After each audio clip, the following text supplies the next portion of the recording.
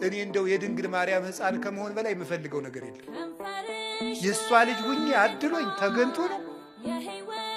እነዚያ መለኮትን ዳሰው አቅፈው አጥብተው ያሳደጉ እነዚያ እጆች የሚያበሩ እጆቿ አዋን አግኝቼ እጄን ይዘው ጎትተው ነው። እግዚአብሔር የሰጠን እድል ነው እኮ እንደውም የድንግል ማርያም ልጅ መሆን የእሱም ትሕትናው ነው።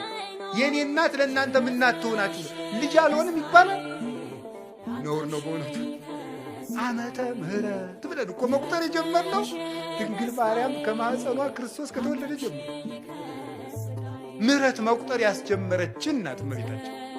አንዱ ሔዋን እኮ ፍዳ መቁጠር ነው ያስጀመረች። ዓመተ ምሕረት እንድንቆጥር ያደረገችን እናት ማን? እመቤታችን። ዓይኗ ንጹሕ ጴጥሮስ ተሳሳተ ተብሎ ተጽፏል። ሐዋርያት ተበተኑ ተብሎ ተጽፏል። አብርሃም በደለ ተብሎ ተጽፏል። ማርያም ይህን አረገች ተብሎ አልተጻፈም።